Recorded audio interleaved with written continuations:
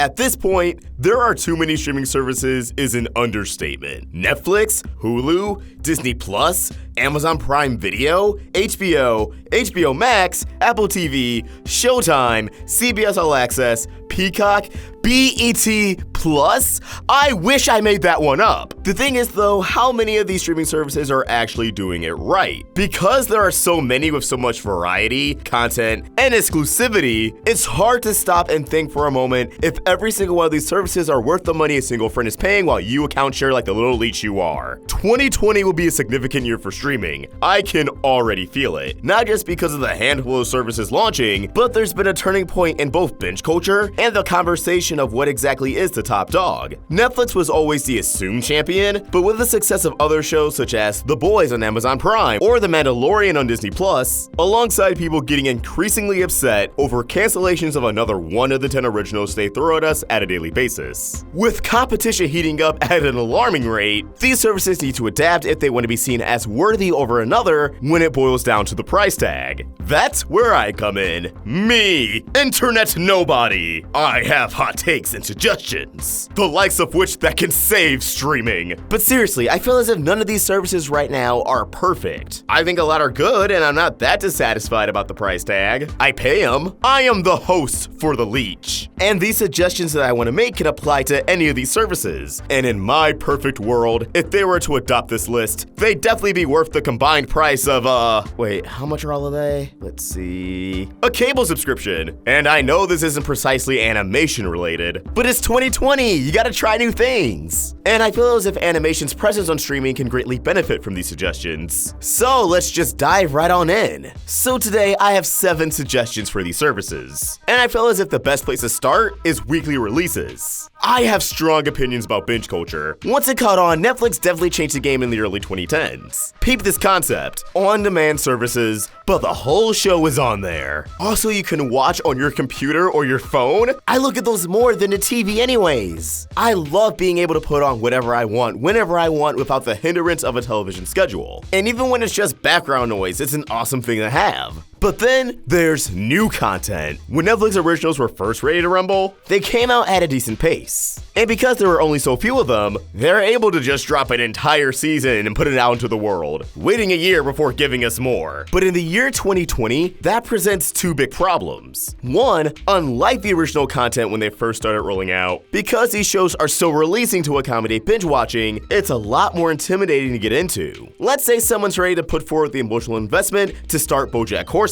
The final season is about 1 week away from the time of recording this, likely a little bit less by the time it's up, and it could be far after by the time you click on this video. That person would have to binge 5.5 seasons before they're caught up. And by the time they get to the new episodes, the end of the show, I'm sure some friends won't mind discussing it, but it'll no longer be a hot topic due to issue 2. Because there's so much content always coming out, an entire season dropping at once means there's a race against time for everyone to watch. Because everybody wants to dodge spoilers. The appeal of binging new shows is that you have to see what happens next. But if you're out here going to classes or working your day job, you won't be able to watch all the season at once. You may be able to squeeze in some episodes here and there, and then really sit down to watch all of it by Saturday. But unfortunately, your friend with either a freelance job or annually takes off Fridays for new seasons of shows had the nerve to put out enough vague reaction tweets and made set pieces on their story that you can already piece together which character's going to die, and half the emotion and adrenaline is gone for you. But it goes even beyond that. The internet as a whole likes to participate in a gigantic conversation around this media. So not only do you have to dodge spoilers on your timeline, but now you need to be a part of this one big inside joke. And once you catch up and finally understand, you can go back to those screenshotted tweets on Instagram and blow some air out of your nose with complete satisfaction.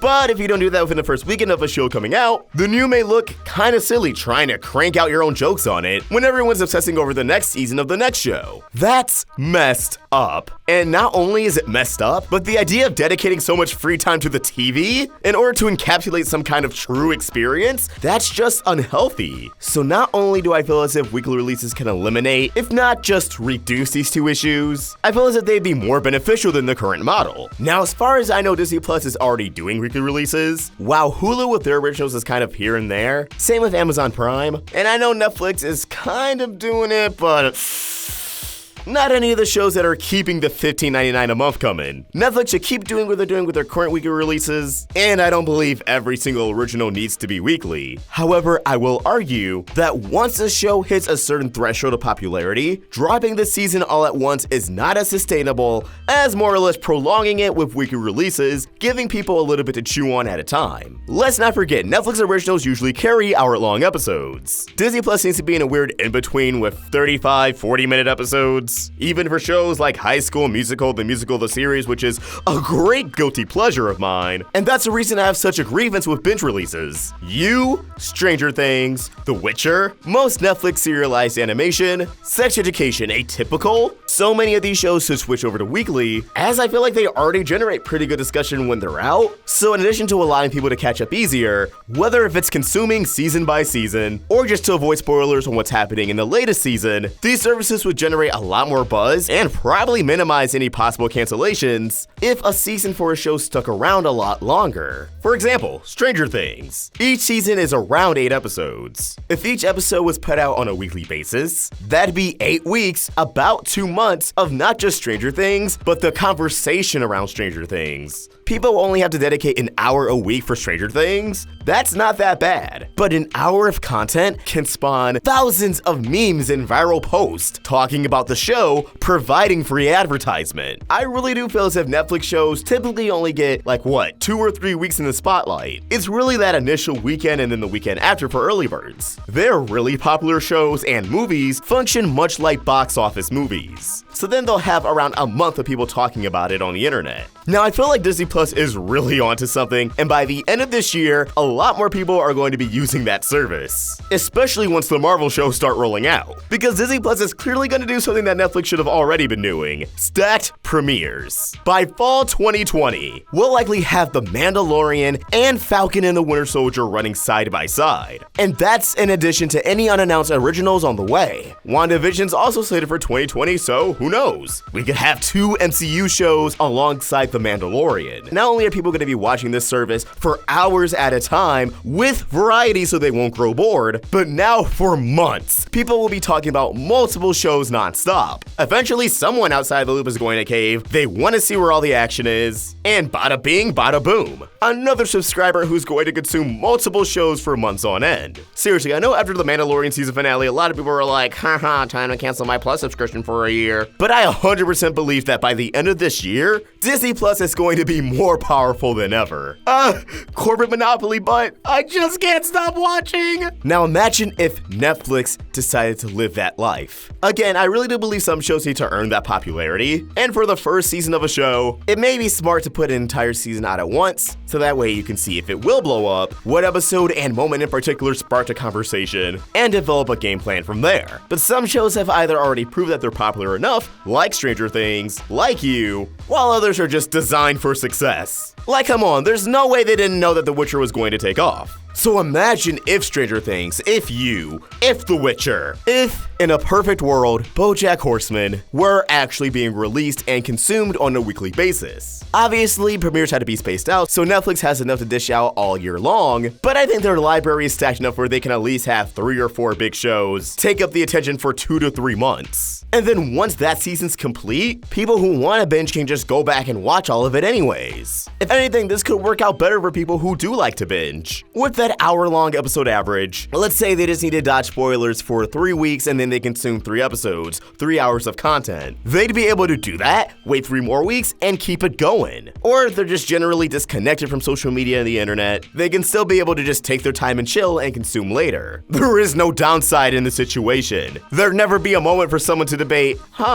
is this really worth the amount of money I'm paying each month? Just a consistent stream of goodness, with a consistent stream of conversation and word of mouth, which is clearly beyond powerful in this day and age, and these services only benefit. Everyone wins. Now that I've gushed about Universal weekly releases enough, this next feature is something that I know I would use on a daily basis, that I feel as if a lot of people didn't even know they needed: Playlist features. Imagine, what if you desire variety in the content you're watching? Or that you know, okay, I want to watch this for a little bit, but I know after an episode or two, I'm going to want to watch this. Or in the case of services like Hulu, like HBO Max, like Disney Plus, that already does or will feature a television series, what if you wanted to watch particular episodes, but you didn't want to go through the hassle of skipping around after each episode? You just want to be able to set everything up, get the hard part out of the way, and do nothing but sit back, relax, and enjoy. That's why I firmly believe streaming services need a playlist option. Though I'm pretty sure I saw my friend Sky tweet about it a bit ago, then I just kind of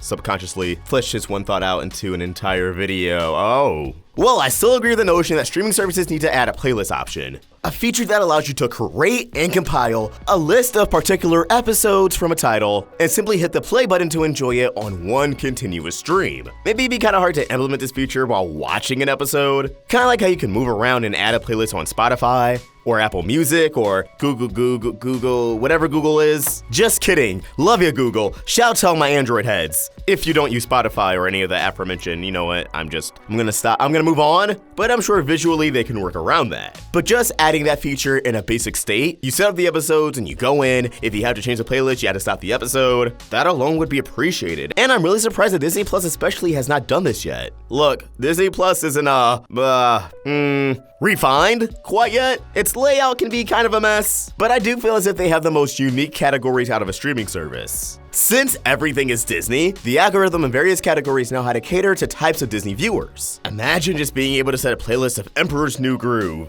American Dragon if that gets added on anytime soon, Kim Possible, Zack and Cody, That's So Raven. It's the holidays? Make a playlist of particular Christmas episodes. Same with Halloween or Valentine's Day. Not everything has to be done for the user. Giving us the option to create an order of what we want to watch, it adds an entire different layer. Especially once War Weekend releases, whether if it's a preset playlist or one you'd be able to make yourself.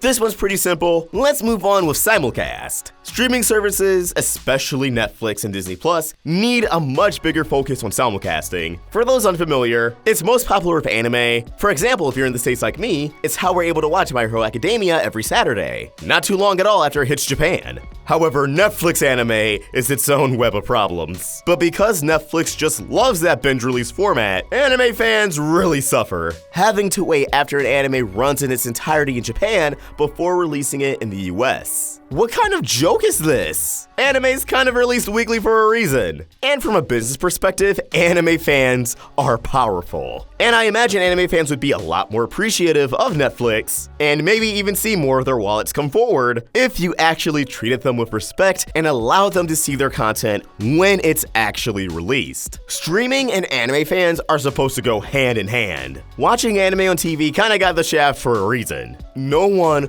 wanted to wait the insane gaps in time between a show airing and their dub airing on TV. A lot of people don't even want to watch dubs at all. Not me though, I can definitely be a dubby. And although they may not have to wait a year, Netflix, but what? 3 to 8 months after a premiere is not that much better. Wow, with how much I talked about Netflix in this video, I guess they really are still the top dog. But this does apply beyond Netflix. With televised animation, for example, Hulu has you covered if you have the live extension, because at that point, you pretty much just have cable. But I will say Hulu does tend to do a good job keeping up with a lot of television shows, like The Good Place. Even if you have to go on Netflix to watch the previous seasons. Oh my god, that show's almost over too. But with Cartoon Network, for example, if HBO Max was already live and running, I would be heated if Steven Universe Future wasn't added with every new premiere. When it comes to Disney, I really don't know why they don't add new episodes of The Owl House the same day they premiere on television when they already go up on Disney Now at 3 a.m. So it's clearly not a television first thing in terms of episodes getting released, but for some reason when it comes to Disney Plus and being on a streaming service beyond any kind of cable live extension, suddenly whoops, they have to run the entire season. Disney, don't you want your shows to be as popular as they can be? Why in God's name would you exclude someone if they don't have cable, but have $7 a month to use on your streaming service? Why so isolating? It's Disney Plus! Different teams across the board, sure, but for what similar purpose you serve for televised animation, you think it wouldn't be too hard to add episodes within 24 to 48 hours after they premiere on television. Oh my god, have you watched The Owl House? Oh no, but I kinda wanna check it out. What's it on? Oh, Disney Channel. I don't have cable, and I don't really trust those weird watch-for-free sites. But if it's Disney Channel, don't they have it on Disney Plus? Oh, haha, no, they don't. Weird, right? I'm sure it probably has something to do with more resources. This deal is easier than that deal, but Disney should know by now, it takes money to make money. But Disney, I still love ya. Your programming's dope, your movies are dope, your amusement park is dope, your food is dope. Let's move on. Now, a universal struggle of being on a streaming service, no matter what the service is, will be the cursed recommended feed. All their streaming services really need to improve recommendation. I get you want to get new shows out there, but with a lot of these services, I don't even know when new shows come out because they don't really put them in my recommended. I feel as if that was a thing with Tuca and Birdie. Granted, Netflix doesn't release their data, but I did hear a lot of people saying, oh, I didn't even know that was out. And I love BoJack Horseman. And I feel as if the purpose of a recommended feed should be close to actual real-life recommendations. When friends recommend movies and TV shows, yeah, they tend to go off what they like, but they also tend to go off what they know you will like or what they think you will like. With Netflix, it feels like when you're not online, the algorithm just walks up to a dartboard, and whatever programming it lands on, that's gonna be your recommended feed. It does not matter the rhyme or reason. But that's something I feel as if applies to all of these services. And granted, if you hit a certain niche, they'll try to figure it out. Like if you mainly watch anime on a service, they're gonna recommend you mainly anime. And sometimes it really doesn't take rocket science to figure out, oh, if this show they've been watching a lot of is popular, then this other show that's really popular and similar will also be appreciated by the consumer. But I feel as if there should be more of that. Does the algorithm even take into consider things like, oh, the cast and crew? What similar shows have they worked on? Maybe similar executive producers, or maybe similar original networks if they're not original to that streaming service. Or, oh, one of the lead actors was a fan favorite in another popular show. Showcase the new stuff you need to showcase, Netflix, but you have other categories and sections to do so. But you don't really need to do that in the recommended. Cause I do feel like a lot of the recommended is, oh, watch this please. Like at least have it a bit closer to the YouTube recommended, oddly enough. That's something that knows how to make a video popular, but I feel like lately does genuinely try to make an effort to show you things you would like based off your freaking viewing pattern. And although videos are definitely going to be different from streaming, as they can greatly vary in length and can either be super short or super long, I don't think that exempts it from the comparison. Beyond that, the rest of these are pretty short. Nerdy bits, Disney Plus is already nailing this. Deleted scenes, behind the scenes, featurettes, commentary, more of that please. More services need to implement that. It'd be pretty cool if, alongside a playlist feature, if you're watching old Disney Channel shows on Disney Plus, in between episodes you would get bumpers like, hi, I'm Raven-Symoné, and you're watching Disney Channel. And I don't know, just slap a on plus on the actual Disney Channel logo so that way it's not, false advertising. But that would bring a great sense of nostalgia and just adds an immersion to the entire experience. Oh, it's like television but without the commercials, but still the packaging and bumpers. I will really dig multiple format options. I know Disney Plus said they're planning to add this feature, like how a lot of shows are cropped because they had to get the television rips. And it's the most up-to-date television copy. But I would love to be able to watch Avengers Infinity War and have the option for it to either be regular movie ticket, but let me also switch to IMAX and 4K. Disney Plus especially can be really goofy. Let me watch in a format where the Disney Channel logo is in the corner. A simple overlay, but I would dig that. And last but not least, a bookmark option, which is pretty self-explanatory. Alright, but we have continue watching, but what if for each and every episode you're able to leave a particular bookmark and it would only leave once you removed it? So if you have to go somewhere and you know for a fact you want to stop at a certain point, you can place a bookmark there. If you want to show a friend a shocking scene, place a bookmark, and then when you start off the episode, it'll go exactly to where that bookmark is, straight to the point. Nothing too crazy. Look guys, the future is scary, technology's advancing, global warming is happening right before our eyes, and we're just kind of like, oh no, fire, that's awful, oh no, extreme weather changes everywhere, that's awful. Alright, I'm gonna watch streaming services. So like, if we're gonna watch streaming services as the world like literally ends, let's just have it be top notch. Enough of this. I don't know where I'm going anymore. I've been in the booth for an hour, but who knows how long this video is gonna end up. I'm gonna stop talking. But as always, these are just my thoughts, and I want to hear yours. How would you improve streaming? Would you even dare? Let us know in the comments below, or tweet your thoughts at RoundTableVids. And for more of my own thoughts, you can find me at OstricVox. We're also on Instagram. Help that grow by either becoming a member of this channel or supporting us over at Patreon. Link in the description. If you enjoyed this video, please throw it a like and subscribe to the Roundtable for more great cartoon content. Thank you for watching, and I hope you have an awesome day. OstricVox signing out.